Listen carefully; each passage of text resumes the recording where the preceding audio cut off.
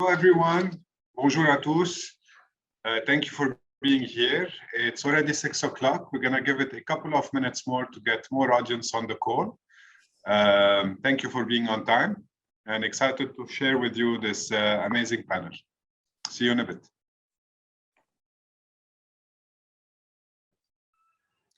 Bonsoir Rami. Bonsoir.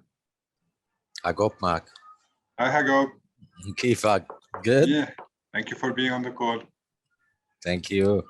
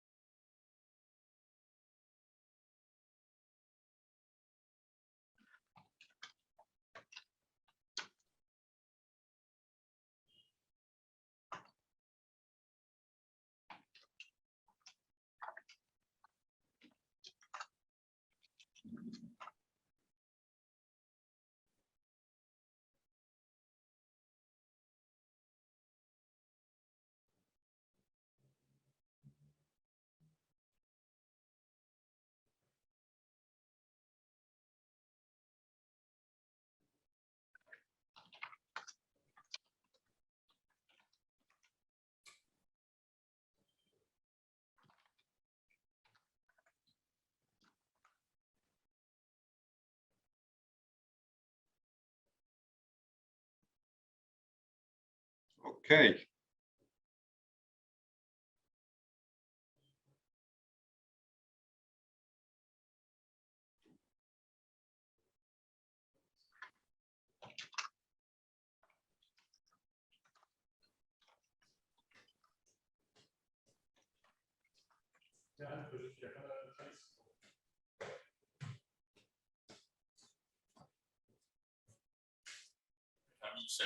Because I believe one of our panelists, Neil, is hard pressed by time. Hi, Neil.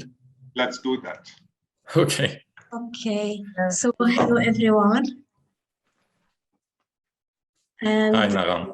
hello, and welcome to the Remote Business Opportunities for Lebanese MSMEs in North America webinar. During this session, we will be discussing different topics related to scaling business, Lebanese crisis impact on the startups, and the benefits of startups in registering on Outerpond. But first, I would like to ask everyone to mute their mics, please. Keep your questions as much as possible to the Q&A session, and if needed, please raise your hands before talking. And I would like to inform you that this session will be recorded, and we will be sharing the final recording as well as the frequently asked questions at the end of the session by email.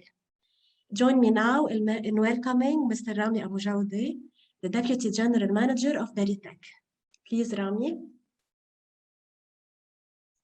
Thank you, Naram. Thank you for Outerpond for organizing this along with Berytech. I will introduce myself and maybe we can have all the panelists introduce themselves quickly. So my name is Rami Boujouda. I'm the Deputy General Manager of Berytech.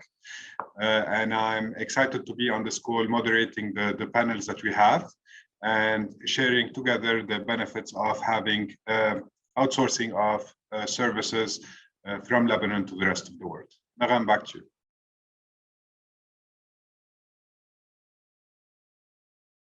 You're on mute. Sorry, I'm sorry. Okay, we will start with our first panel discussion about the crisis time in Lebanon and their impact on the startups and SMEs. Great, thanks, Nagham. So what we will have, the first panel will be with all the panelists that we have. So I will ask the panelists maybe to introduce themselves quickly. We have Neil, Ricardo, and Charles that will be with us on the call. So Neil, can I ask you to provide us with a bit of introduction about your background, please? Sure. Hi, everyone. Thank you for having me. It's a pleasure to be here.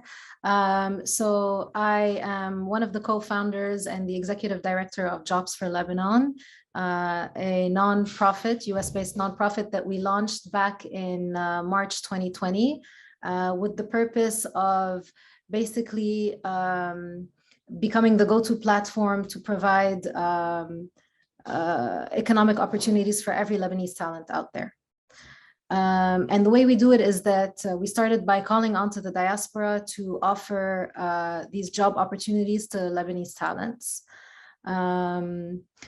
Yeah, that's basically what I do currently. Great. Thanks so much, Neil. We'll move to Ricardo. Ricardo, can you introduce yourself and your role with the network and RDCL, please? Sure. Thank you, Rami. Good evening, everyone. I'm Ricardo Hosri. I'm wearing two hats tonight. The first one is I'm the chairman of the Family Business Network in the Levant. And we are an international network of family businesses focused mainly on educating families, on succession planning, governance, and anything that will keep them sustained through time. My other hat is that I'm the coordinator of the export GPA. GPA stands for Groupe de Proposition et d'Action. It's a working group at RDCL, Rassemblement des dirigeants et chefs d'entreprise libanais, which is a leadership club, where we have, since last year, worked on a program for export. And this is how we came to develop a platform, try to start and develop a platform. And then we discovered our dear friend Naji, who had advanced in his work on Outerpond, and then we partnered, and here we are today all together, along with Neil and the Jobs for Lebanon, who gave us the spark of this project at the time. Thank you so much, Ricardo. Exciting to have you with us. Now we'll move to Charles Abu Khaled. Charles, can you introduce yourself, please? Hi, everyone. Thank you for having me. Bonsoir à tous. I'm Charles Abu Khaled. I'm an engineer, a project manager. I have several hats here. I'm as a businessman and having a company and looking for companies looking for opportunities. We're going to discuss that. But mostly, I am the president of the Chambre de Commerce et d'Industrie Canada-Liban, which is an organization that's been there since 1989, for the purposes of creating links and opportunities between Canada and Lebanon, and to allow the business community in Canada, the Lebanese business community in Canada, to work together. And we're very happy to be part of partnering with Outerpond, which is absolutely in line with our mission. And I'm also a board member of the Fondation de la Chambre de Commerce et d'Industrie Canada-Liban, which give bursaries for students in the university grades, postdoctorate and master's degrees. We've given more than $400,000 of bursaries in the last 10 years. Thank you for everyone for being here. Merci d'être là. Thank you, Charles. Without delaying, because I know we're a bit behind schedule, so we want to jump into the schedule. And I will invite Naji, who is also with us on the call, who is the founder of Outerpond, to maybe introduce herself quickly, Naji, before we start talking about the crisis and how we can work around this. Well, basically, you said founder. I like to see myself as the initiator. And yes, you're going to discover Outerpond. We've got a great panel today. It's going to be extremely interesting. And I would like to invite all the attendees, especially startups and companies, to gear up to ask questions, interesting questions, and even tough questions, so that they know the benefits of using a platform like Outerpond. So without further delay, I mean, the floor is yours, Ram. Sure. I will start. My first question will go to Ricardo. Ricardo, we know that the crisis in Lebanon has multiple facets, and that's affecting heavily the startups and the SMEs in Lebanon.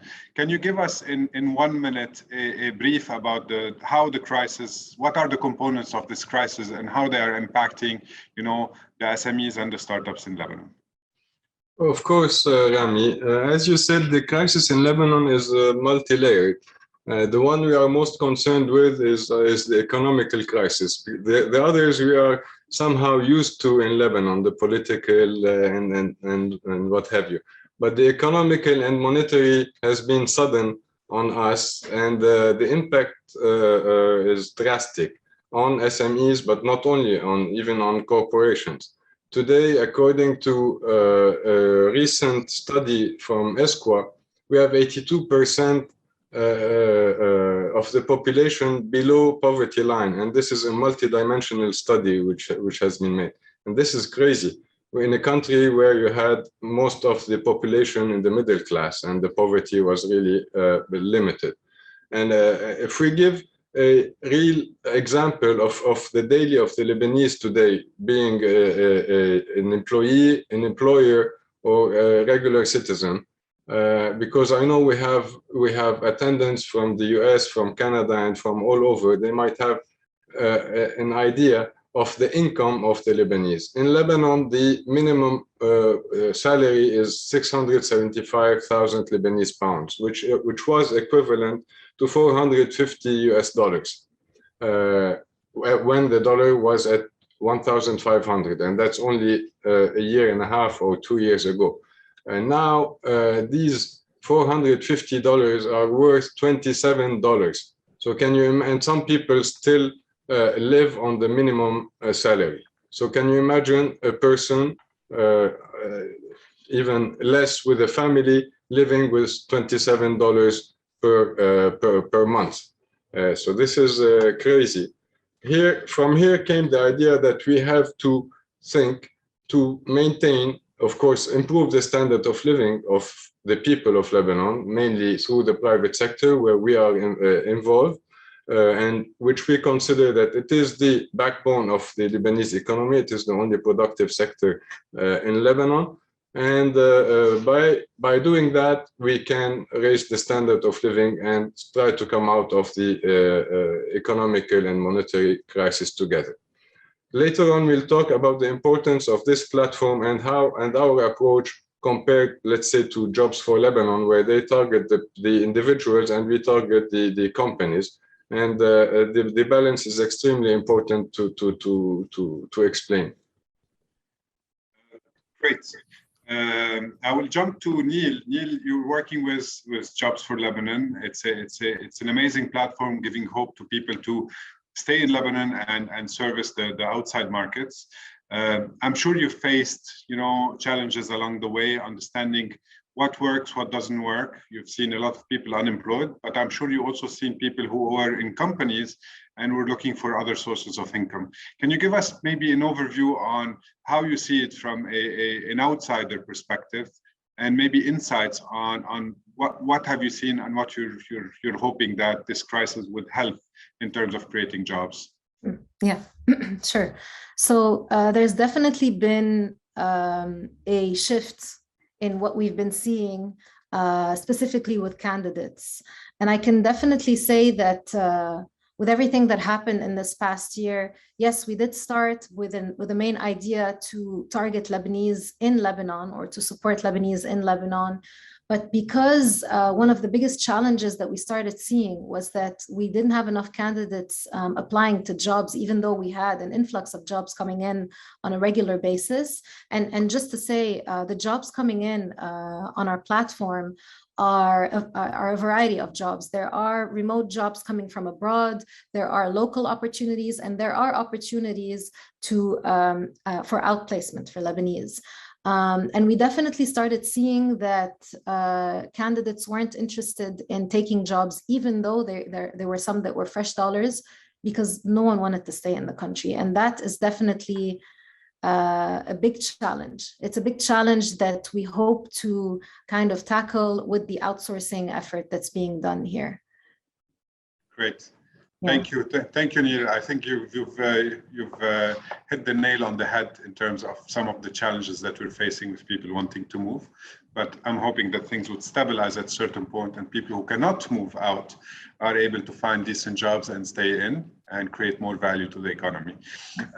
I will share a bit of perspective from Berytech's side before we move to the next session. And at Berytech, as you all know, we work on entrepreneurship, innovation, and SME support. And through the crisis, we've seen a lot of challenges with different businesses. Some were thriving, they were able to export their products, they had potential, especially people who were export ready, were able to provide, grow their businesses in a way, be able to be competitive in the international market, but they were already ready for the export market. Some, depending on the sector, were struggling, they were closing doors. Some of them were laying off employees.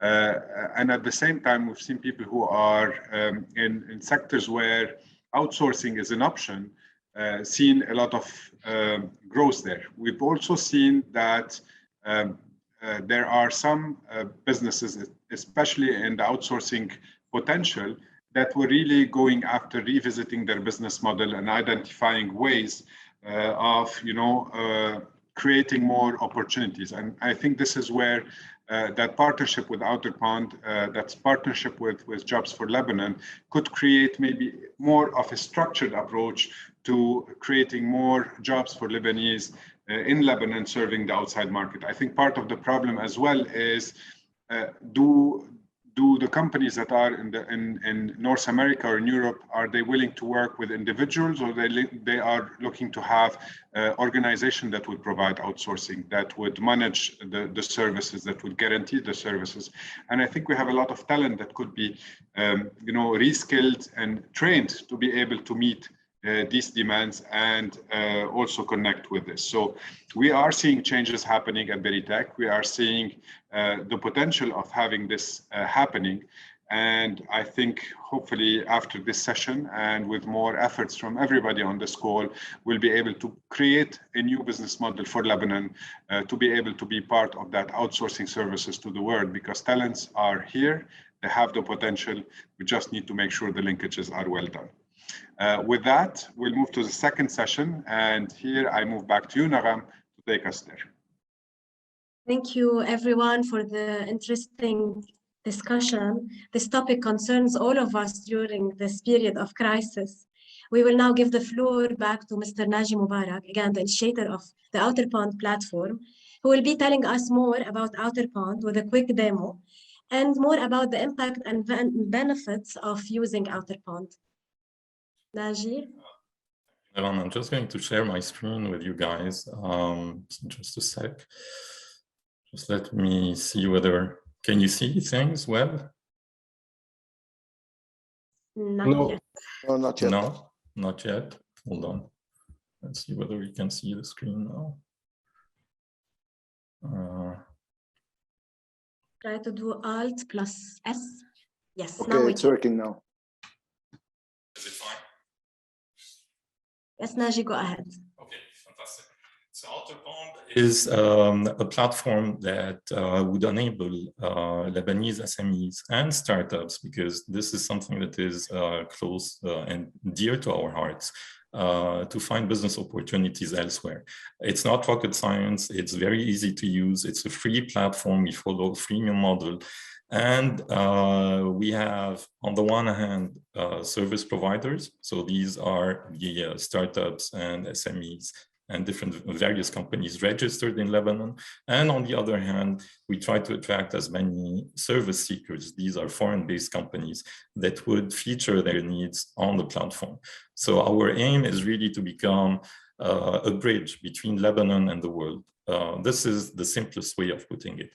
Now, I'm not going to bore you to death about our aims, what we do, who we are, who our partners are. Basically, you do have 3 or 4 of our partners present, whether as panelists or Berytech.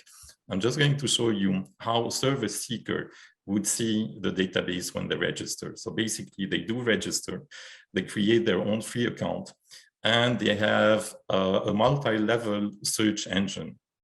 So they could take a look at various companies by searching through categories, or whether some companies are seeking financing or partnerships, or even by employee size.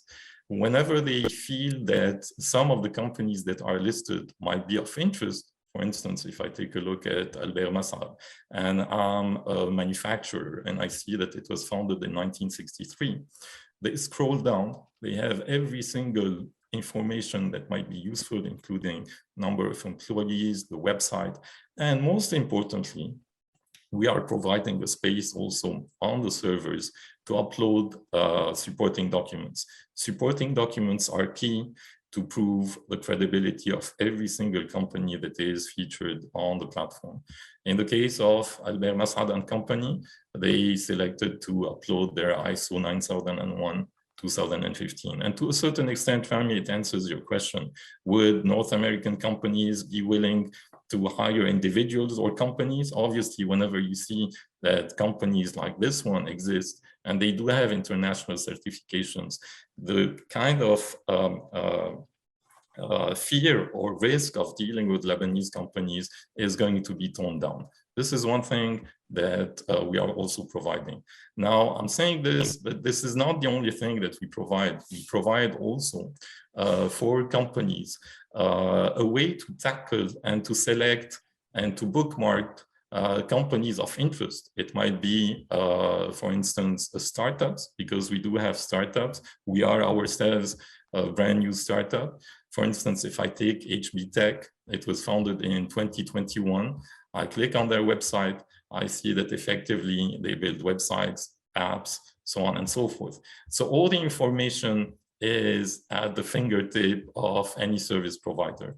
And the beauty of it is that we cut across different categories. We really do have dozens of companies that are fantastic, that are featured on our platform, from AI to tech development to consultancy to engineering.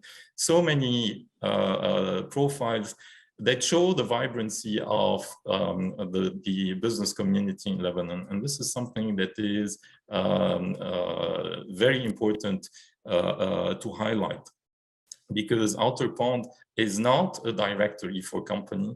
It is a way to try to find opportunities between service providers in Lebanon and foreign-based service seekers. And service seekers, evidently, I mean, whenever they see the profile of these companies, for instance, a couple of days ago, I was talking to an investor in Canada who has signed up, who has placed an opportunity. They are looking to invest in the agricultural and manufacturing businesses. And when I was doing the presentation, what was interesting also was that we came across an industry that is not really on the top priority industry. For instance, jewelry. We do have a jewelry that has signed up as a service provider. What is nice about it, it's a woman-led entity, and they've done something that is extremely smart. What they've done is that they uploaded a supporting document. If you only click on this, there's no way you wouldn't work with her, because Nada Ghazal basically got quite a few awards and accolades. If you take a look at the designs that she's doing, It's not only fresh and great, but it cuts across the board. They won in Las Vegas, they won in London, and they won in Dubai. So this is really a reflection of what Lebanese can do and what Lebanese companies can offer the world. And again, if you wonder why you should be on Outerpond, well, you are showcasing your company to the world. You might find it initially that it takes some time to find opportunities, but it will come your way because we're working hard with our partners to make sure that you are going to find your fair share of opportunities. I'm just going to show you also how a service seeker would see, a service provider would see things. Because again, I need to highlight that service providers do not have access to the service seeker database. However, what they do have is access, direct access to opportunities. So by default, the opportunities under which the company is registered are going to be featured. However, you can take a look at every single opportunity that we have that are presently active. So you can, if you're interested by anything, it could be, for instance, this is a Toronto-based company that has signed up and they're looking for distributors in Lebanon and the Gulf. So if I want to click, because I might be interested in health services, I need to agree on an NDA. This is an electronic NDA that is featured. If I accept, then I can move to the next level, which is the description of the company. If I want to see which company it is, it's called Tribor RX. These are the details of the company. I can even click on their website and everything is at your fingertip. So this is the beauty of the platform. And by the way, I just need to mention something. There is an incredible team behind this platform. Tufi and Rita of Intelligence have done a wonderful platform. This is not free advertising. This is real hard work on behalf of a fantastic company. So by the way, I just wanted to mention this because without them, we wouldn't be here. And without every single company that is featured on the platform, we wouldn't be able to make the case. We are going through an interviewing process now with Radio-Canada. And what was interesting was that the lady is taking different cuts and pieces and points of views of different people. So hopefully by the end of the week, we are going to be featured on Radio-Canada, the French version. And the lady told me, well, okay, what's in it for a Canadian company? I do know that Charles is going to mention it deeply, but the only thing that I wanted to say was, if you take it on an emotional level, because we're part of the diaspora, yes, sure, every single member of the diaspora should feature their needs on Outerpond because, as we mentioned, they are helping the private sector in Lebanon. And by helping the private sector, it is going to help individuals survive, not being out of a job, and it is going to help also the economy. And the beauty of it is there are no red tapes. It's a direct, basically, connection between a service seeker and service provider. We're not getting any commission out of it. We're not getting anything out of it. So the smart move would be, just like any service provider, just sign up on the platform, showcase your company, be willing also to be to check out on a weekly basis the types of opportunities that we have. And when the lady said, what's in it for a Canadian company? I said, listen, I mean, you guys are going to the US, you guys are going to Mexico, you guys are going to Ukraine, India. Why not Lebanon?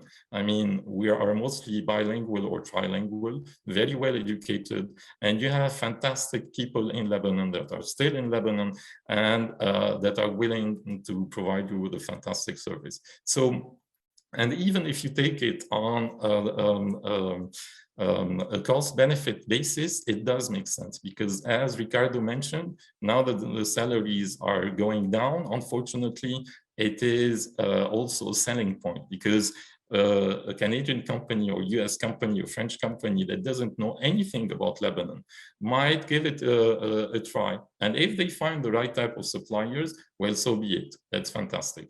That's why also, we don't only focus on startups. Yes, we do promote startups, but you need to take into consideration that it's always a balancing act between small companies and bigger companies. So today we do have companies that have in excess of 100 employees in Lebanon, which is, again, interesting to a certain extent, but it does provide, if you want, backup and credibility for other companies. For instance, whenever you have this company, Insights Projects, and you take a look at their profile basically, they have uploaded a brochure, and it's outsourced engineering. What does it mean? It means it's exactly the type of companies that we would like to have on the platform, because they are going to attract service seekers,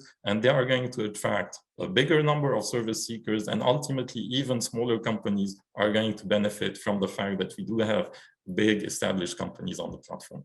So I'm not going to bore you to death with anything else at this stage. I'm just going to stop my screen. If anyone has any type of a question or comment, we'll gladly take them, or later on. Yes, Hussein, I believe. Hello, thank you for the presentation. I really love the concept, and I do believe that Lebanon holds a great opportunity. We have a huge opportunity in Lebanon to operate, from Lebanon physically, staying next to our families, while at the same time providing a world-class services to the rest of the world. Thank you for this. My question is it only to match opportunities between opportunity seekers and opportunity providers to North America and Lebanon, or is it also like for companies in Lebanon or in the Gulf? That's the first question. The second question, I was trying to use the platform as both like a service provider and service seeker. So my company, Find and Earn, matches families with home care providers in Lebanon, but we recently started offering staffing services to home care companies in the Gulf. So in this case, I can, for example, we do have a footprint in Canada. We're trying to get there also as a SaaS business. So that's the first angle. The second angle, for example, recently we needed a software development company to invite them to a tender. I did not know how to post this opportunity, and I had to create another account, and I got an email from you guys saying you cannot be both a service provider and a service seeker. So how does it exactly work? Did I miss out on something, or how does it work? Yes, basically our major focus is to try to help Lebanon established companies and startups to find opportunities abroad. You cannot, on the one hand, because of data security, because of different protocols, I can leave the floor later on to Tufik Sarbini also, who is present here, to explain the intricacies of this platform. Yes, it does sound very easy and it's user-friendly. However, we cannot necessarily have a service seeker who's a service provider, because as they say in Lebanon, so unless you have an entity that is registered outside with a different name, then you will be able to be a service seeker, and you will be able to feature opportunities. But our main focus is to have Lebanon-based companies be able to find projects on the platform on behalf of foreign-based service seekers. So today, that's why probably you have received the warning that you cannot be both, especially if it's the same entity, and especially if the logins are the same. So if you did try to log in as a service provider, created a different name as a service seeker, it is a problem. And by the way, I want to mention this. I mean, we cannot be everything to everyone. We have to choose our mission, and our mission is really clear. We do need to have service providers, because this is where the pain is, to try to help them find projects on behalf of service seekers that are abroad. Yeah. Thank you so much. Thank you. I suggest we leave the questions to the Q&A session so we can comply to the flow of the webinar. We have a small change in the agenda. We will switch sessions and move now to Charles Abu Khalid and Neil El-Jor with what drives the company in North America to outsource from Lebanon. They will answer questions such as, why do companies outsource? What could be Lebanon's biggest selling point? What is being done to encourage companies to start thinking about Lebanon as a resource hub? And then we will move, or let's just go ahead with Neil and Charles, I'm sorry. Thank you. Thank you. Thank you, Nagam. Thank you, Nagam. So far, I guess we're moving well with some excitement. Naji, you got us excited about the platform. And I'm sure some people who haven't tested it yet will be happy to test it soon. I will start my first question to Charles. Charles, you are in Montreal. You're heading the chamber, the Lebanese Canadian chamber. You work with a lot of businesses. You're a business owner yourself. Why do you think companies outsource? I know in Canada there's a huge shortage of talent lately. So why do companies outsource, and what's the benefit for them? If you can give us an answer on this.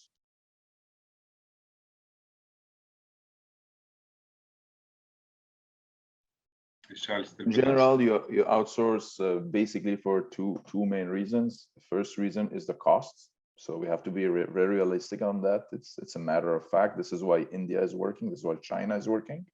And the other part is expertise. And that's the other thing. And what we're trying to do here is trying to explain that in Lebanon, we have expertise, we have knowledge, and we're competitive. And that's really the main issue. We're trying to compete with India, with China. We need to know who we're competing against.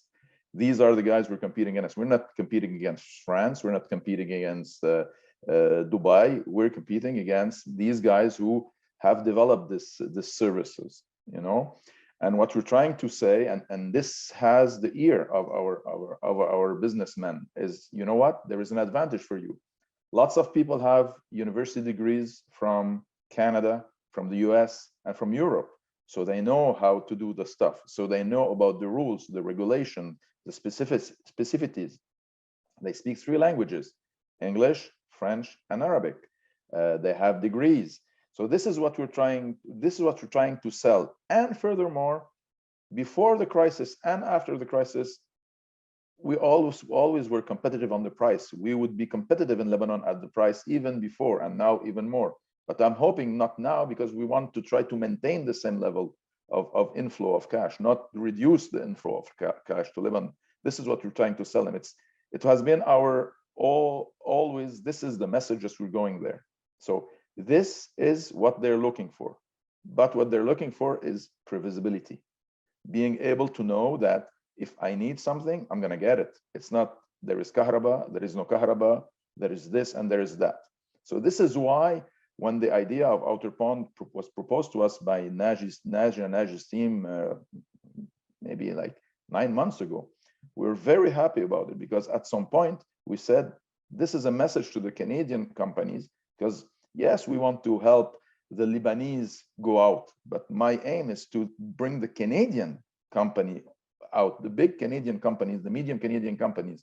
That's the difficult part, and that's what will allow us to get a move, to tell them, you know what, there is companies in Lebanon, they have structure, they're able to have people stay there, they're able to have electricity, they're able to have internet, independent of whatever you're hearing outside. So this is the key message, and this is the branding that we should be able to provide. And sadly, that's not the branding right now. That is commonly, when you hear about Lebanon, you don't hear that, but that's what we're trying to do.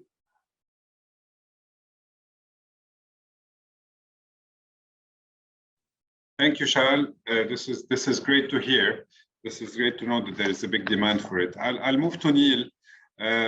Neil, you've been working with, as you mentioned, with different talents, different opportunities. What do you think is Lebanon's biggest selling point when you look at markets like North America? Yeah, thank you. So Lebanon has a lot of selling points, but one thing I want to talk about first, to tie into what Charles was saying, is the Lebanese reputation, the Lebanese talent's reputation.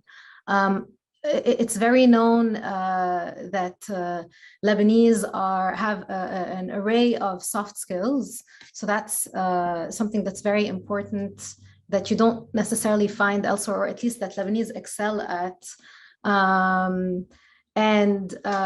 It's also known in the Americas. So it's not something that's just focused in the Gulf region.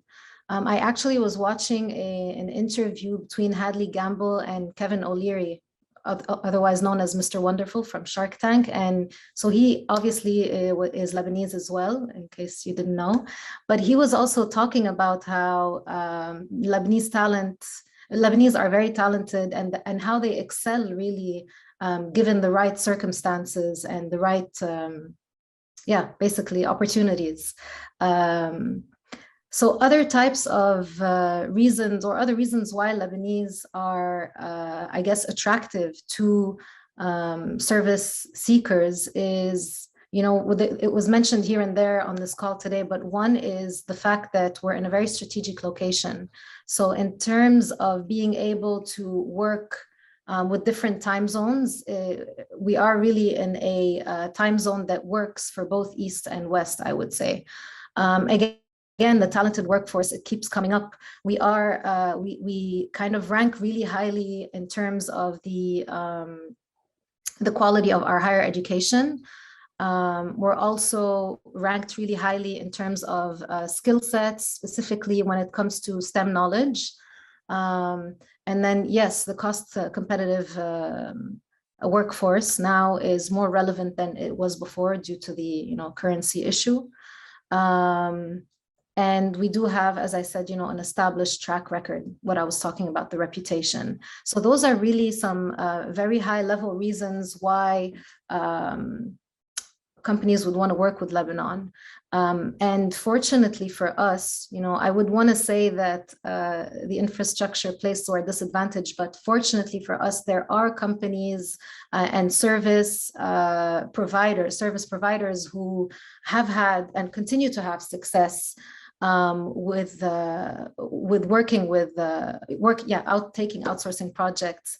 And then it's thanks to certain entities like Berytech, like BDD, that help and support to provide the infrastructure that's needed to work through those challenges.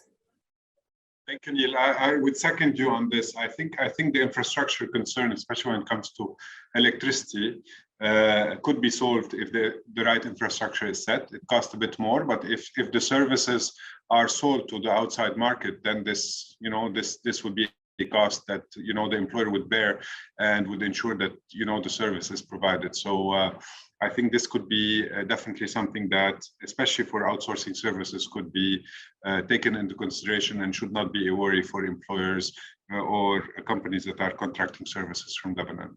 And your input on the talent and the STEM education is definitely an important thing. And I think when it comes to outsourcing, we're moving away from the typical outsourcing of a call center or some services into things that are more complex when it comes to digitization, social media, engineering designs, architecture designs, and so on. And this is where I think and ICT, definitely all sorts of ICT and development that Lebanon could offer easily to the outside market. Yes, yeah. I do need to share something with you guys because it complements what you have said. I'm just going to share this again. I don't know whether you can see my screen now. Now we can. Okay, fantastic. So this is a testimonial that I got from Janine, who's the executive director of LebNet. LebNet is a huge network in the US and Canada. And she sent this over and I really thank her. She said, I have introduced Outerpond to a few of our LebNet members. The members who have used the platform have commented on its ease of use. My advice to the service seekers, meaning companies outside Lebanon, is to give Lebanon's talent an opportunity to shine. And for the service provider is to act with a great sense of urgency and do their best to match the needed skills. And this is something that I would like to say. Often we feel that as Lebanese, we're kind of entitled. And I think that now the reality needs to strike, meaning that things have changed. We need to put ourselves in an active competitive mode, meaning whether you're a small startup or a huge company, through Outerpond, we can give you opportunities and we're trying hard to create opportunities with our partners. We're going to keep at it. However, if we do not have a nice or a performing pool of service providers that are quickly reacting to opportunities that are featured, then we might be losing on so many service seekers that might have tried the platform and said, well, I'm going to move away. That said, I'm going to show you another testimonial on behalf of Mark Naufel, President Faraya Full Spectrum Solutions in Scottsdale, Arizona. The Outerpond platform has enabled me to get connected with amazing Lebanese talent in both software development and analytics. Within 24 hours of posting an opportunity, I had received interest from multiple businesses, each one of which were extremely qualified for the work being sought. Outerpond's free-to-use ecosystem has been a boon to my business and has allowed me to scale quicker than I had thought possible. So these are two important testimonials out of the US, and I do feel that it was important to share this as a complement to what Neil and Charles mentioned. So that's what I wanted to show you. Now we can move back to the agenda. Thank you. Thank you, Neil, Charles, Rami, and Naji. Please allow me now in welcoming back Ricardo Hasri with the importance of exporting goods and services in scaling businesses.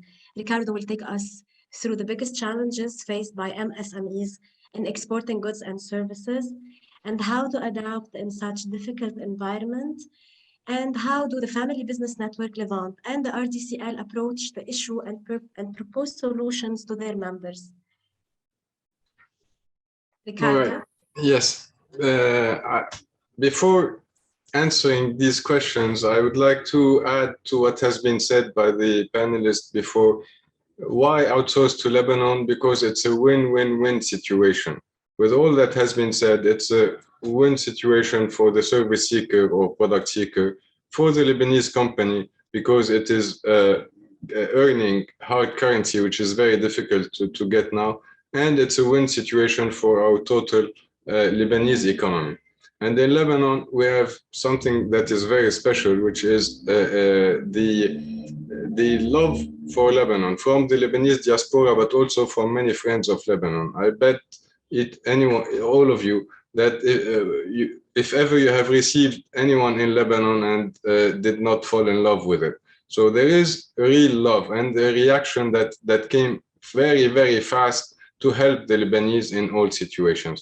And this is where it was important to channel this help and to level between the freelance offers that were wonderful and created job opportunities and answered the need of employment, because we have reached something around 50% unemployment rate by mid-2020 from the private sector. But also this created hollow companies, because where do these people come from? Okay, if we've employed the unemployed, and we've triggered the interest of those who are still employed, and these are usually the skilled staff, for a better income, they left their companies. So if we leave shells without or holes in the companies, it is impossible on the long term to sustain. And this is where the idea came from, that we need to maintain this balance. We need to maintain the companies on foot. We need to maintain the existing employers so that they can maintain the existing employment as much as possible and hopefully employ again in the future. So this cycle is crucial. We need to help the person, but we need to help the economy as a whole through the companies. Imagine in 5 years' time, if the reforms in Lebanon are made and things go better, shall we start from scratch and create new companies? We need to have a base. And this is where FBN, the Family Business Network, has a key role. The Family Business Network in our chapter here comprises 65 to 70 families. And these families are from minimum the second generation, and some of them have reached the fifth and sixth generation in business. What keeps them here is their attachment to their business, because it carries their name, but also their country, their land. And it is very easy. It might be extremely or much easier for them to move elsewhere, but they have a will to stay here because of this attachment. So if we do not afford to pay our salaries or to create new markets for these businesses, they will be tempted to move outside. Here the family plays a big role because they are ready to lose money. They don't only look at bottom lines. They are ready to lose money because they have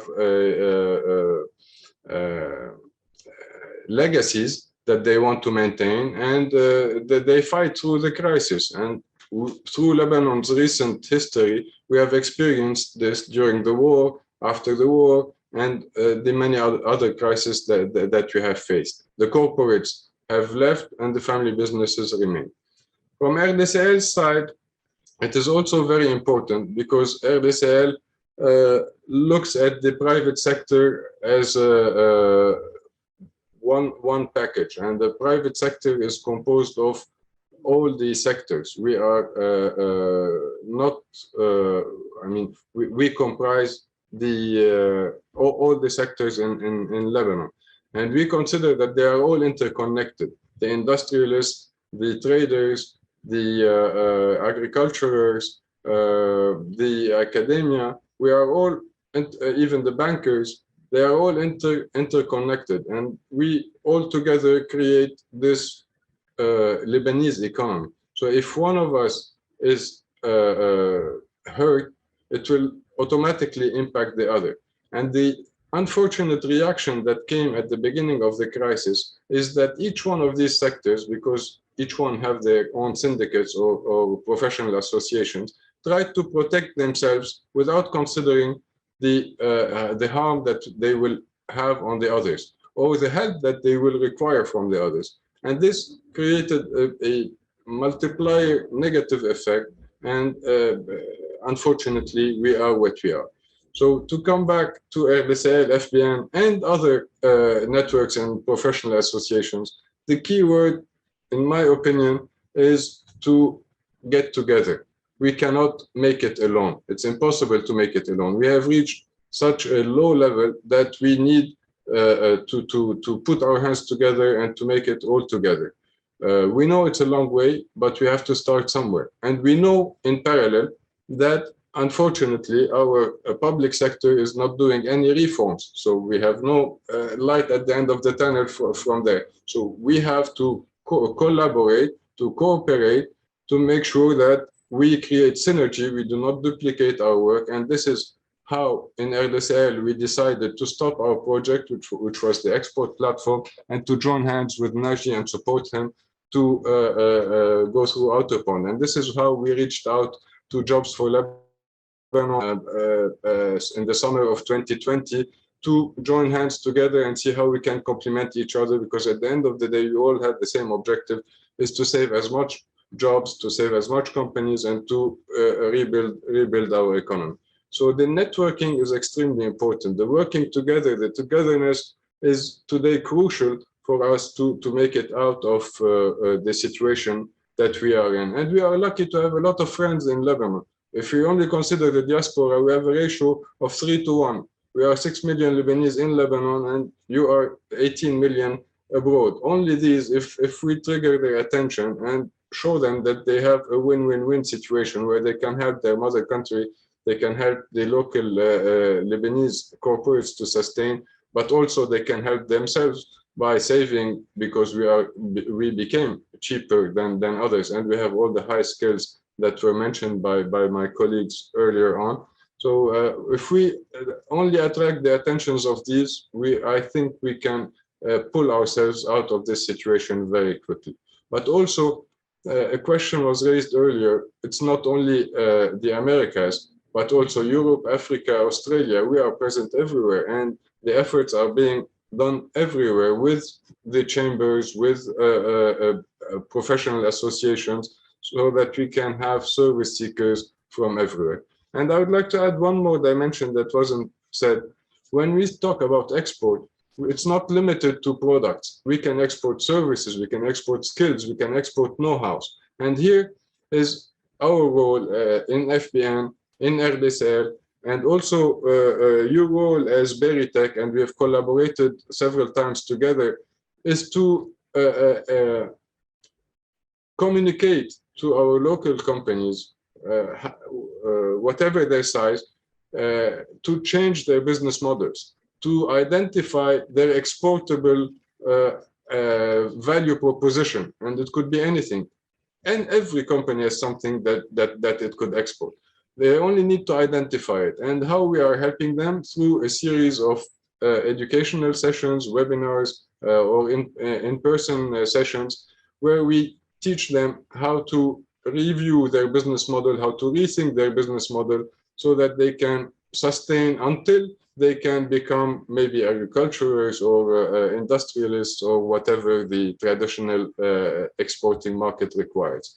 And we also expose them to the barriers of export, because not everybody is used to exporting, and there are many factors for export. You have the trade barriers, you have the language barriers, you have the new markets, how to find new markets. And here Outerpond plays a wonderful role. All what you have to do is register your company, and then they will find you. You're not going investing and spending time in some country to find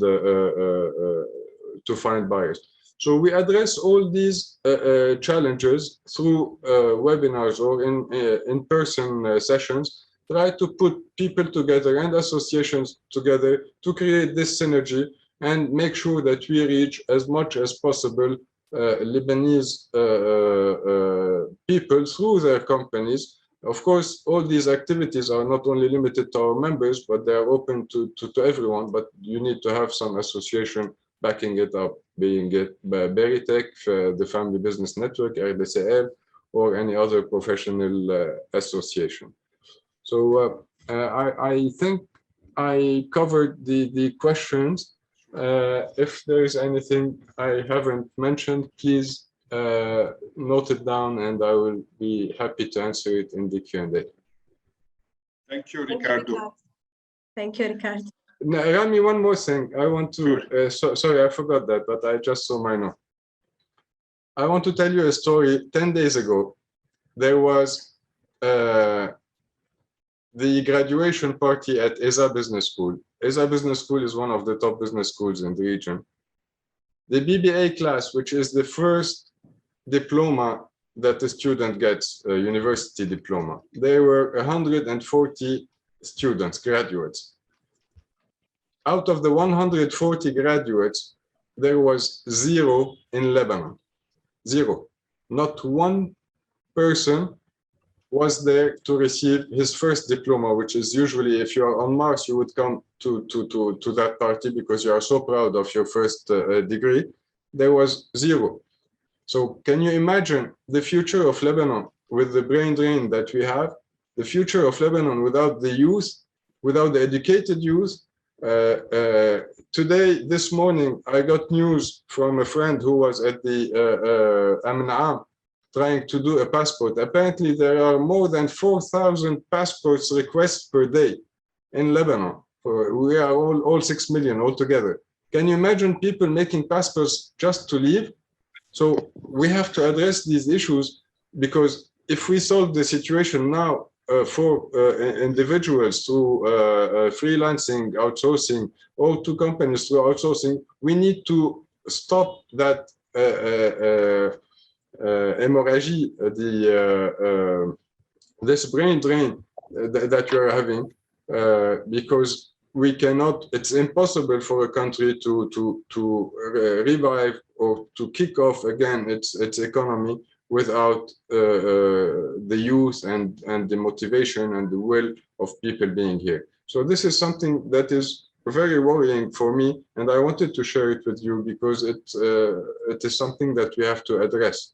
Offering jobs for people, like Neil said earlier, was good, but they are looking to go away. We need to find them a reason to stay. And how do we do that? By improving their standards of living. We improve their standards of living by having them belong to something, belong to a company, belong to a legacy, belong to an environment, to an association, give by giving. So this cannot be done by one entity alone.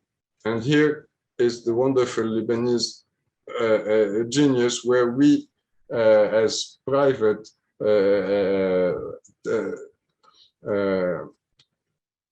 open our hands to each other and do it together. Thank you. Thank you, Ricardo. Excuse me.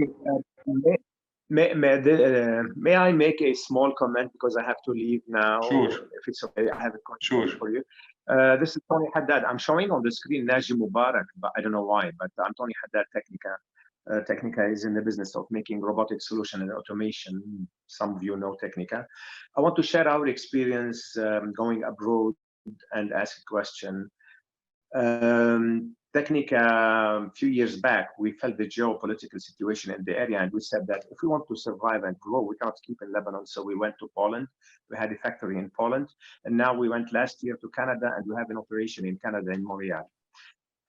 And people were asking me, "You're closing here to open in Canada?" And I said, "No, I'm opening in Canada to be able to work here because the oxygen for the factory here is Canada.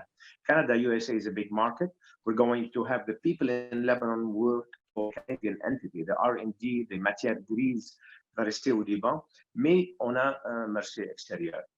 We worked, Charles, you may know them, and I would like to connect with you, Charles Abou Khaled, because we have an office in Boulevard René Lévesque in Montreal. We worked with Montreal International and Investissement Québec. They were very supportive. They're excellent people. They helped us all the way, and now we have an operation active in Canada.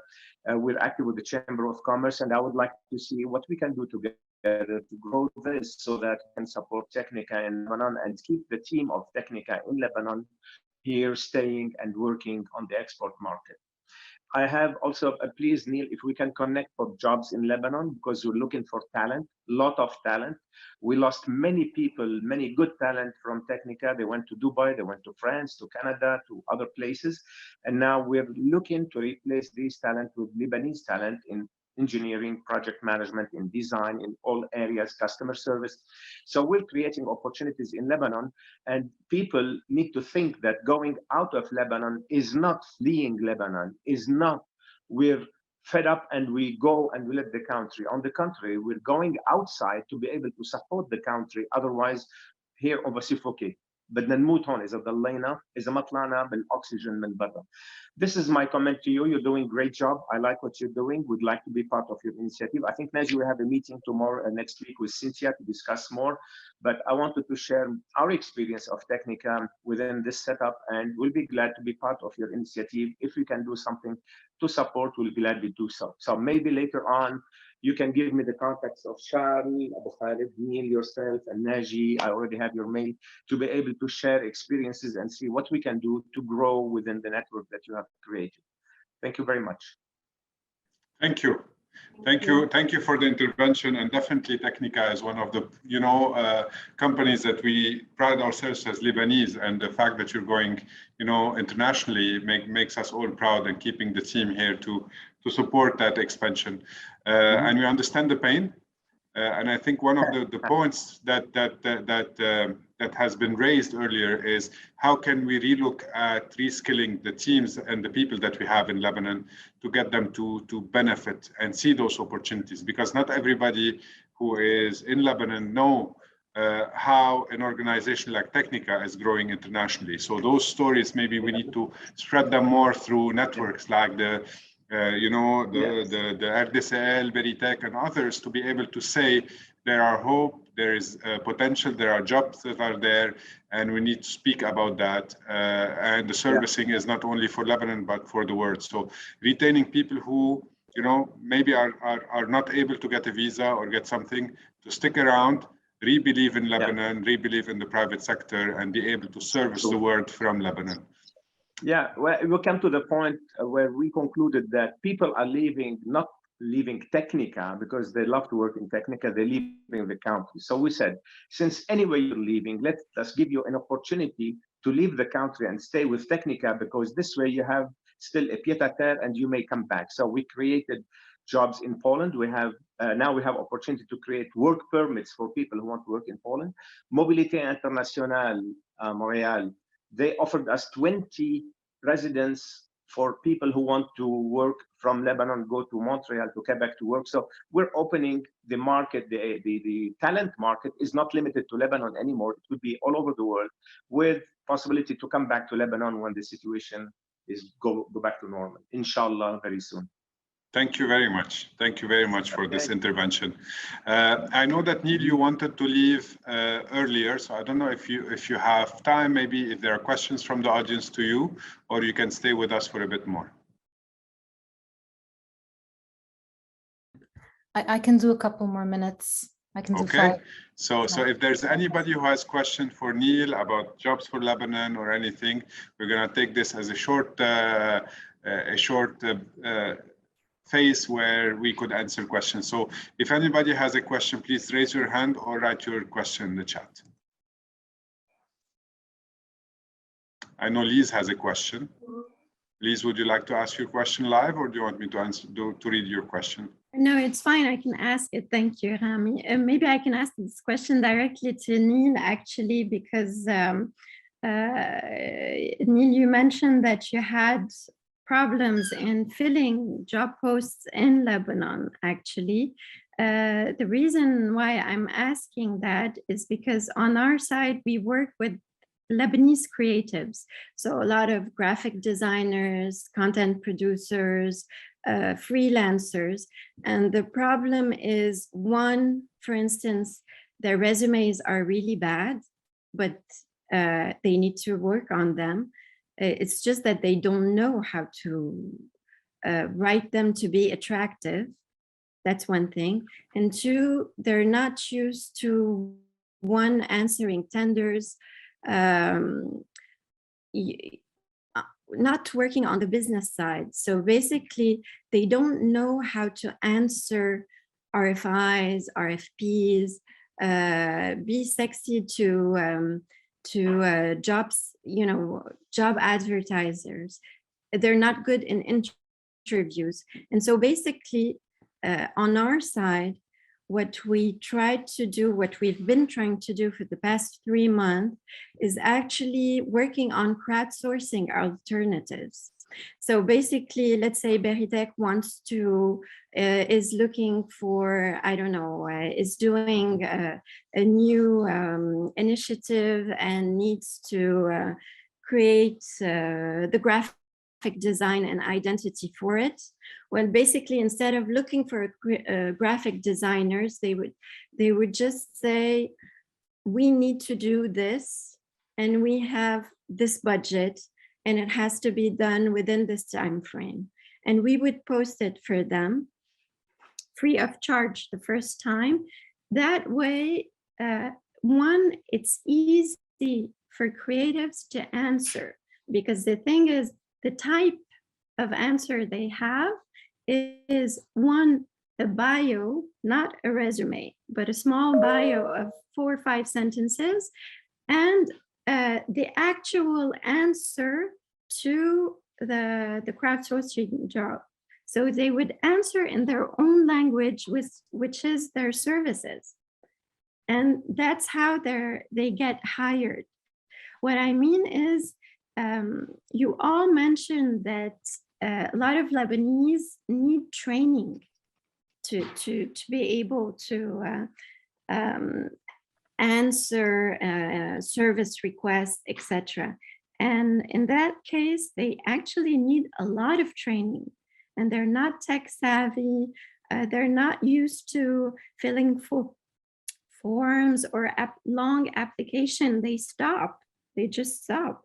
So what I mean is, there's also an additional component for remote services, because historically they've always been remote. Those people, they are in Lebanon and they intend to stay in Lebanon, but they actually need different types of jobs in terms of posting. You see what I mean?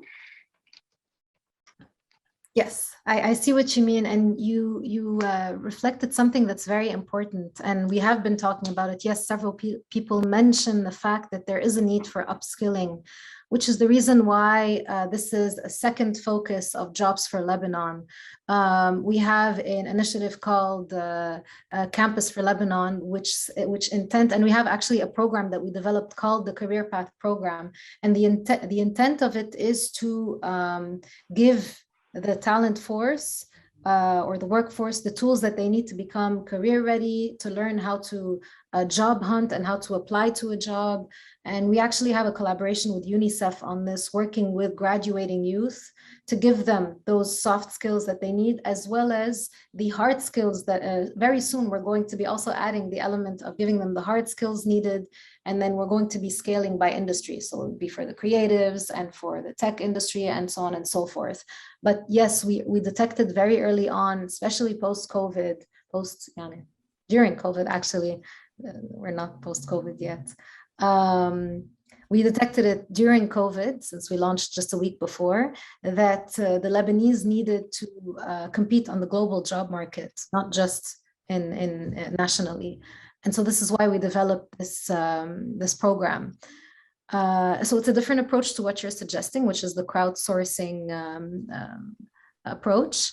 But what we're doing is definitely one that will give them the long-term tools needed. So yeah, I hope I answered your question. Can I make a small intervention on that?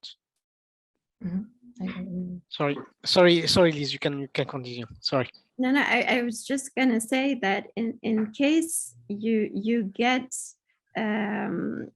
these types of job requests, I'm just giving an example. We had 2 days ago, it was ITG in Lebanon looking for graphic designers.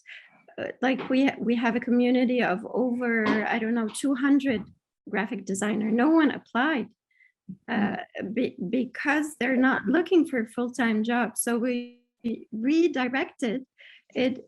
It's actually the same content. It's the same job description, but presented differently. And they started receiving applications. This is what I mean. It's just that we're missing a channel, and because we're missing a channel, we're also missing a lot of applications and matching between job seekers and job providers. So I was just wondering how we could help each other in that sense. Mm-hmm. I believe the idea of Neil is to do something in order to enhance the skills of the Lebanese is greatly appreciated and needed. We're facing, I have a tech company, I'm located in Berytech, and we have a problem in recruiting. So first of all, yes, we have a first problem in language skills. So we all say that we speak 3 languages, but frankly, there's a huge amount of people where 3 languages is limited to high key fac savoir. They cannot formulate proper sentences, neither in English nor in French. So yes, doing reworking on rebuilding skills is highly needed. Making them, advising them on how to write their CVs. We're noticing a very high ratio of misleading information on the CVs. And whenever we're tackling, frankly, my company is tackling the North American market, and we know that these markets are very picky in terms. So if they're coming to outsource, and we're saying that we are better than India or the Asian countries, so we need to say that we have good skills, and here lots of potential recruits are over qualifying themselves. So I believe by doing some work with those potential recruits is highly appreciated. I'm going to just make one more comment, and then I unfortunately have to hop off to kind of tie in what both of you were saying. Elise, one additional thing that Jobs for Lebanon does, because I'm hearing what you're saying about the fact that the creatives don't know how to sell themselves in a way that is kind of matching for the job posts. We have a department called Hiring Success that works tirelessly to support, or to basically offer support to both employers and candidates, to make sure that for candidates, let's say, to make sure their profiles on our platform are full. Through our platform, creatives have the chance to post their portfolios. And so this kind of gives them, I guess, an additional way to sell themselves. And then we do have a matching tool that the team works on to help find or suggest jobs or push jobs that they are that are relevant to their interests and their skill set. So that kind of helps as well to, you know, put those opportunities in front of them. But that doesn't mean that there isn't a need to educate them on how to look for jobs and apply to them, as well as to give them the opportunity to upskill themselves to be competitive on the global job market. But I'm happy to connect to outside of this panel, kind of to explore other opportunities, for sure. With pleasure. And also, just FYI, we have 2 job openings on your platform already, and so we saw the push that you were doing for candidates to apply, etc. So yes, but with pleasure to connect afterwards, of course. Thank you. Thank you. Thank you, Neil, everyone, so much. Thank you, Neil, for your input, for everything that you are doing. And I'm sure with the support of you and the team behind, you know, Jobs for Lebanon, we will be able to, you know, upskill, reskill, and get people to get opportunities to work across as individuals. And I think with Outerpond, we'll be able to work on organizations and companies that will also service that. So I thank you for your time in the name of Berytech and Outerpond, and hopefully we'll connect very soon. Thank you, Neil. Thank you so much. Bye. Bye. Thank you, Neil. With that, we connect. We continue with our panel. I see Ricardo, you're raising your hand, Yes. but I think I will, in order to keep a bit of a framework of the discussion before we move to Q&As, I will take this opportunity to ask you if you are through your networks, through LDCL and the FPN, what would it take, you think, for those companies to be on the platform? What do we need to help them to get there? And how you think attractive, offers from outside would need to be reflected for them to join in? The platform is an excellent opportunity for, jobs, tasks, services to be provided. What would it take for our side of the equation to get those companies to be on the platform? I can see that there's a number of them already, but I'm sure we can have much more companies there. So through the network, what would you recommend for members to join the Outerpond? What would it be for them? Of course. I just want to make a 1 minute reverse and comment on the high key facts about. When we are addressing today the export market, especially through the initiative like Outerpond and outsourcing to companies, if we take only FBN and RDCL, we are talking about 230 companies which have history, and they employ between 20 and 500 employees each. So when we tackle we have this approach through the corporates, as we are doing, you will not face these obstacles. And it's important to say that, of course, an education program has to be done on the long run, like it has been mentioned also before, to elevate the standards of the CVs and maybe the language or all the other barriers for our young to be able to be competitive. But this is a long process. For the time being, we have to look at it as a crisis management. In this crisis management, if we look at the existing companies that are vetted through professional associations, which means they have high standards, like Naji showed us before. On the platform, you could see that the companies are ISO or the companies have such and such accreditations. So here we can have immediate outsourcing, and we do not need to go through this long educational process. Of course, it has to be done in parallel because we have to think long term. And Tofiq's comment is very important. But for the time being, let's look at the crisis. We have resources. We have very highly qualified companies and very highly qualified people in Lebanon. Let's start outsourcing to them to keep them in their job, to elevate their standard of living, and then we work on the long run to generalize this for all the rest. To come back to your question, Rami, what do we do in RDCL and FBN to motivate our members to join? We, of course, communicated through mail to all our members, introducing the platform, the importance of export.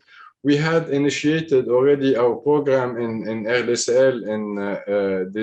My GPA was called the Survival of the Private Sector. The program was called Ready for Export. So it was a preparation for the 2021 export program. The Ready for Export program was a series of sessions where we address the importance of export and why we need to export, the current situation, the importance of exporting in order to get to earn hard currency, and of course, like we mentioned in the beginning of this session, all the obstacles and the how to do it. So this was the educational part. Now that the platform is here, we are encouraging to register on the platform. Many of them did it already by themselves, and those who did not, with Naji, and we are planning to have training sessions in person and hybrid, where we guide them through the platform and the process of registration.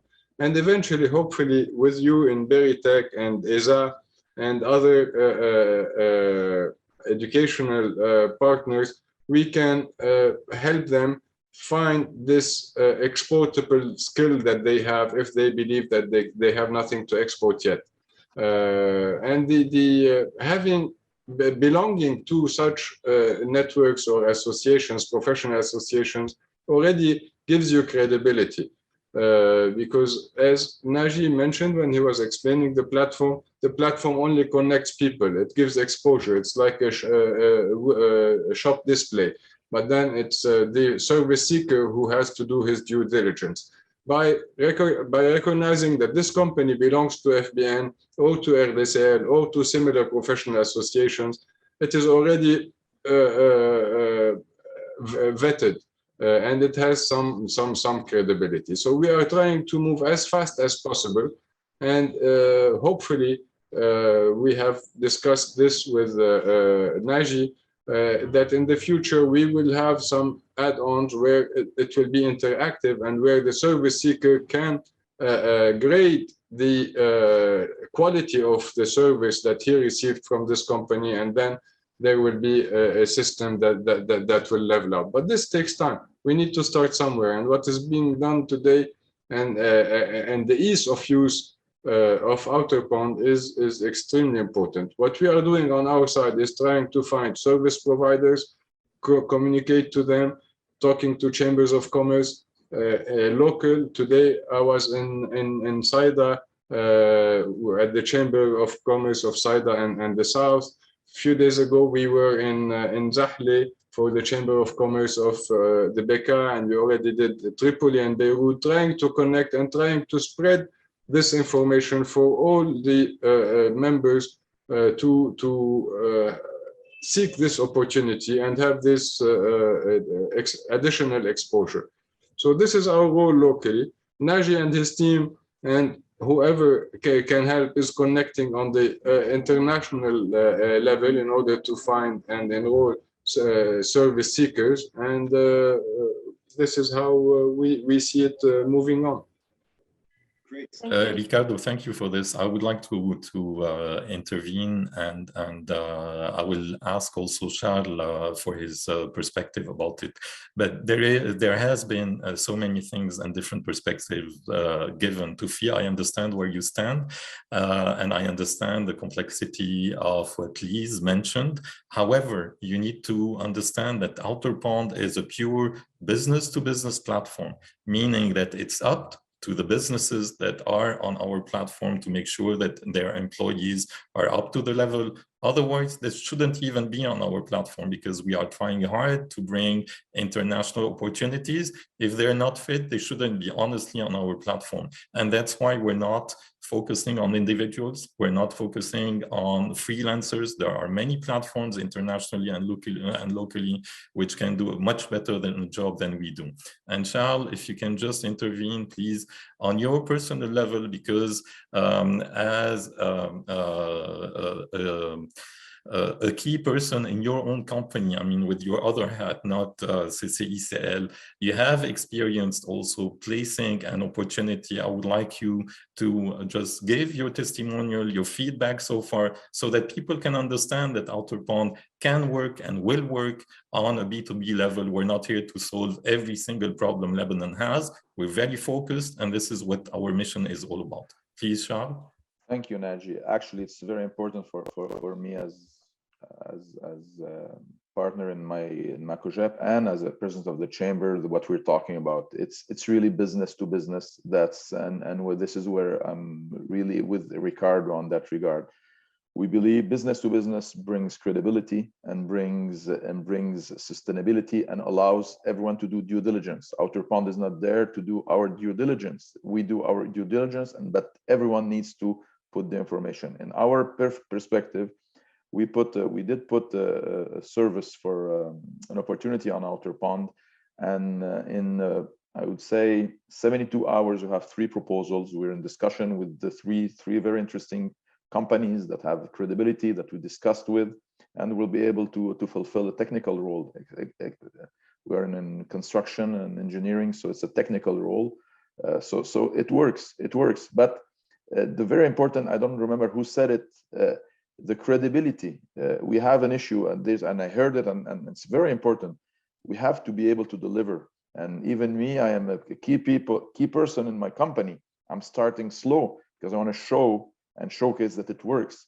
We don't have 10 opportunities with international companies. If we fail once and we don't deliver once, we're done.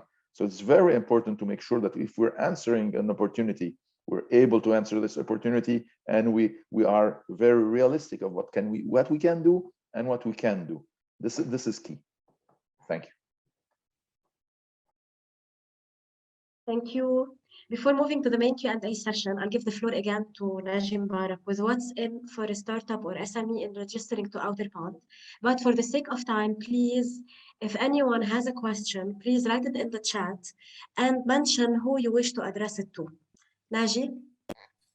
Yes, I'm simply going to say that we've talked extensively about the problems in Lebanon. Again, we are not here to solve the problems of Lebanon. We're trying to solve the private sector issue on,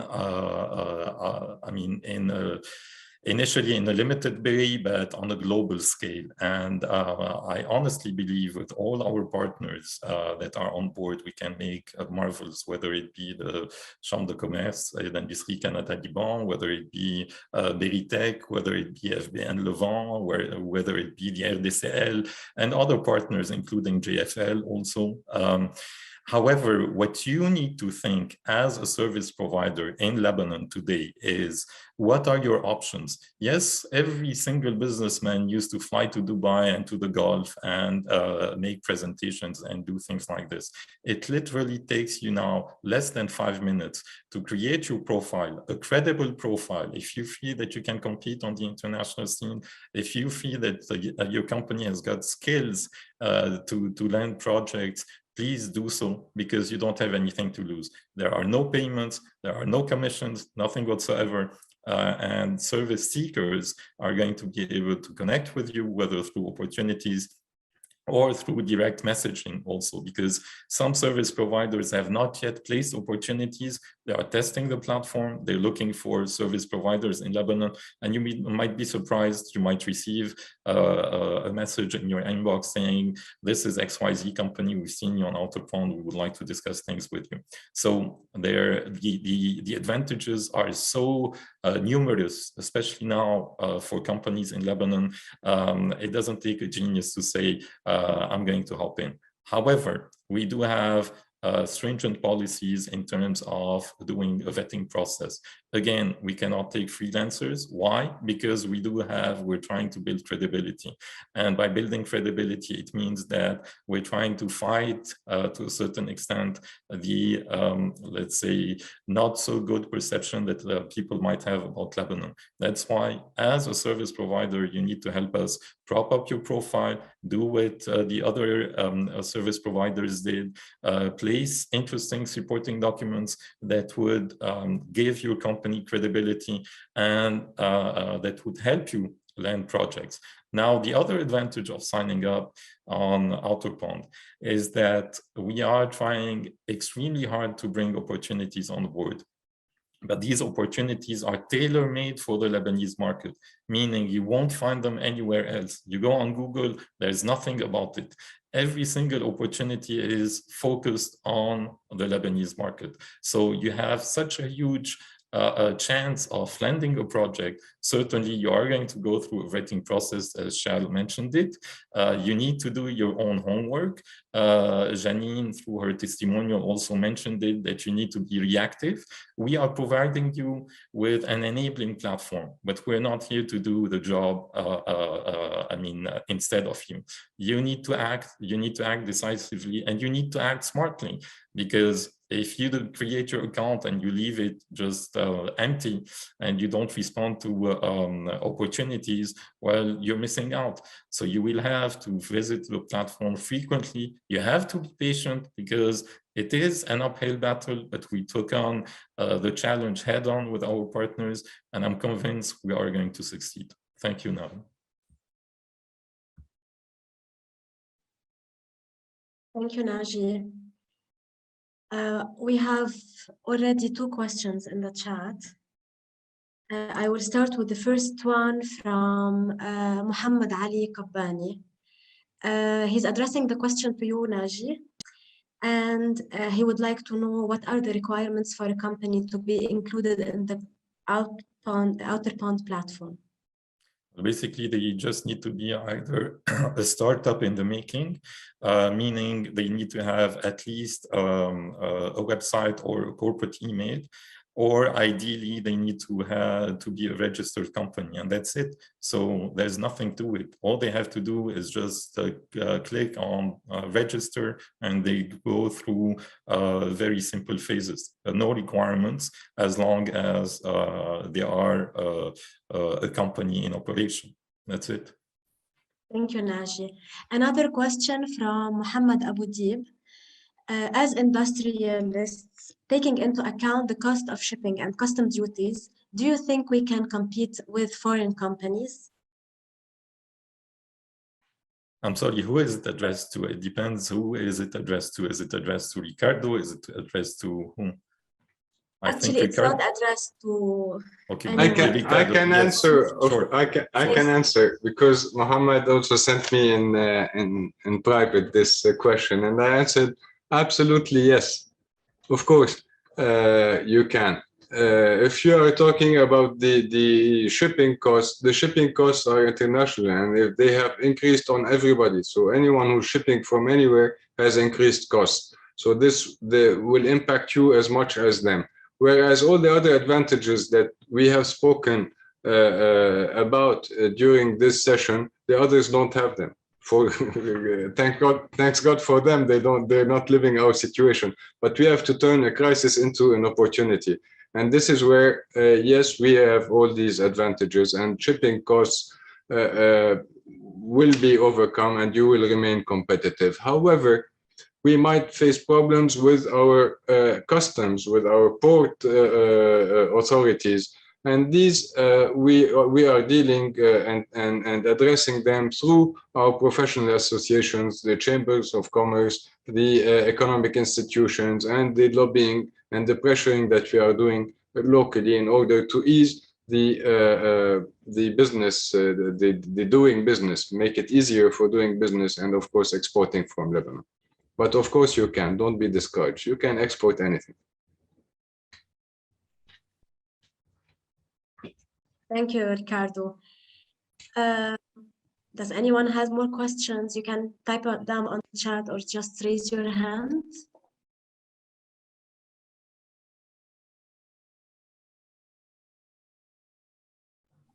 While we're waiting for questions, if there are any, I would like to take the opportunity to say having our panelists on the call, seeing platforms that is like Outerpond, that is helping connecting the business world in different parts of the world with the talents in Lebanon, working with organizations and startups and businesses from Lebanon that are able to service these markets is definitely a window of hope and a window of opportunity, because hope alone is not enough. I think hope comes with, hard work, dedication, and so on. We know that probably the diaspora is an easier target, and maybe they will accept, to work with us on streamlining the process. But the objective at the end of the day is to be able to compete with any other outsourcing services from any part of the world and be able to compete, provide better services, and so on. I think the panelists have shared interest. The audience have also shared interest in this. It's back to both sides of the equation on Outerpond to play an active role, testing, experimenting, and I'm sure Naji and his team will be able to streamline the process to make it as effective and connecting as possible to get these transactions to happen, economical activities to flourish, and more win-win-win, as Ricardo mentioned before, is happening across the platform. With that, I'll leave the last words to the panelists. We'll start with Shal. Any final words? We have obviously a question from Amal Hassan. Yeah. Amal, you need to unmute yourself. Yes, please go ahead with your question. Good evening. Thank you very much, Berytech, for this very helpful meeting. Yet I feel that I have to mention one simple thing, that you are talking about established companies. As a startup idea, I still have as an idea. I think I need somewhere assistant in starting. I think guidance more than before this huge opportunity to export. So especially for women, because women in Lebanon, as you know, do not have many opportunities in like in politics and in economics and in only maybe family businesses. Maybe they sometimes create good chances for them. So I need, if you are going to address very small company startups or something, I need the help. I need me and many others need help in starting. They are not well established to export. We need help in starting. And thank you. Thank you, Amal. I will answer that. Basically, there are a number of organizations in Lebanon that are helping businesses to start, depending on the type of businesses you're in. I would kindly ask you to maybe send your phone number or an email to Nagam in the private chat. we will identify if there are opportunities for you to connect you through some of the programs that we're running. But through this discussion today, we're mainly looking at business-to-business interactions. I thank you for the input. I also have answered the message from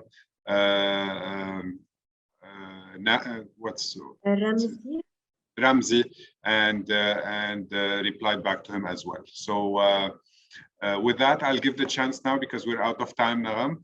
We'll give the chance to the panelists to give their final words. So we start with Charles. Thank you very much. And I want to say that we are very interested, and we think Outerpond is a fantastic platform. It's the best way to be able to connect Lebanese businesses to international opportunities. It's a great opportunity. We have tried it, it works. So the key here is to be able to show the outside world that we have the capacity in Lebanon to answer, because usually that's the question. Do you have the capacity? Can you do it? So we know it. We have even some people today that express some reserves, which is very honest, and I love it. So basically, let's make sure that we know what we're selling and we're able to respond correctly. But the opportunities are there. Our reputation are there. We have a battle, and we need to be proactive. And if we can help as a Chamber of Commerce to facilitate anything, we will, as we tried it with jobs for Lebanon. So there is we cannot resolve everything everywhere. And for Amal, also, please look at what the Canadian embassies are doing, because they have specific programs for women and for startups. So there is some programs there. You can communicate with them through the Canadian embassy. Thank you. Great. Neil is no longer with us. Ricardo, any final words? Of course, I can talk forever, but I will resume into four messages. Number one, I want to draw the attention of everyone that this is a very long-term process. It is it is sustainable. It will serve Lebanon for the long run. If we discover new markets and we establish business with new markets and new clients through Outerpond, this can keep on growing, and it creates a snowball effect. So it's not only temporary. So this will help our economy for the long run. So please consider it and look at it in this way. It's not only a one-time shot where I'm sending or giving a grant or helping someone. It's a win-win-win situation over the long run that will save our country. My message number two is that Lebanon is worth it. Please give it a try. Try us. If we don't deliver, you have the options to change. But definitely, from my experience, and I've been 30 years in business, Lebanon is worth it. My message number three is that together we are stronger. And today, having all around all these people, wonderful people, attending this webinar and giving from their time to develop the platform, to talk about it, to network, and to it is a great example of how we can achieve things together. So let's think collectively and think of how we can develop and benefit all together, also in order to create this multiplier effect that we can definitely do. And my last message is that is a thank you message. I was sure that this session would be driven by passion, because I know a few faces. Of course, I know the panelists and those who organized it, and it proved that it is so. So thank you for each and every one of you for everything that you are doing to save the private sector, to save Lebanon through the private sector, and all your contributions in whatever endeavor you are making. Thank you very much. Thank you, Ricardo. Well, the last words go to Naji, the initiator of Outerpond. There is, well, thank you all. Thank you, the panelists, and thank the audience, because without the audience, I mean, we're not going to move forward. But there is also something I needed to mention and I forgot. Yes, it is a business-to-business platform, but we also have agreements with two great NGOs. We have a fantastic NGO called Alam. They're doing a great job. They are raising funds, and now they have published also an opportunity on Outerpond to find solar power suppliers. They are going to fit governmental hospitals and schools with them. So if you are a private enterprise in the clean tech and the solar energy tech, this is a huge opportunity. They have listed their budget between $100,000 and $500,000. So this is no joke. We also have CWAS as another NGO, and certainly they are going to have opportunities being featured on the platform. So the NGOs also do have an enormous role to play. I do know, Rami, that Berytech, Naram, and the team are also going to feature the various programs that you guys have. It might be in terms of aids to startups and companies, and these are also additional opportunities. So yes, it is B2B. Yes, it is foreign service seekers placing opportunities, but even, I mean, our partner organizations do have a key role to play in helping us create the momentum that Ricardo is mentioning. And again, I mean, with the team we have, with the partnerships we have, with the early supporters that we have, from Antoine to Michel to so many different people, we are going to make things happen. And I thank you all for having attended this. I thank also to Rita and Intelligence for the development. I do know that the next few weeks are going to be hell, because as Ricardo mentioned, we do have quite a lot of bread coming your way. So thank you all. And again, it's been a wonderful session. Great. With that, we thank you all for being with us. Nagam, thank you for moderating. It was also a pleasure. So we wish everybody a good night or a good rest of the day for the people in North America. And hopefully we'll see you all on the platform, active and working for the best interest of your business, Lebanon's entrepreneurs, and the economy. Have a good night, everybody. Thank you, Rami. Thank you, Naji. Good night, everyone. Bye. Bye. Thank you. Bye-bye.